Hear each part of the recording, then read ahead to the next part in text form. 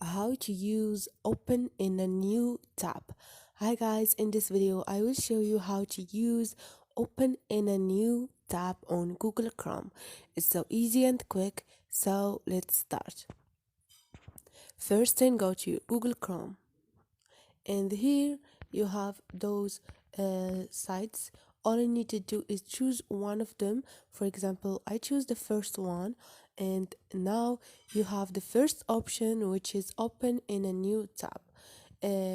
To to to not close this tab, you're gonna click on the first one, and now all you need to do is you see the at the at the bottom you have that thing. Click on, and here you have that tab that you opened.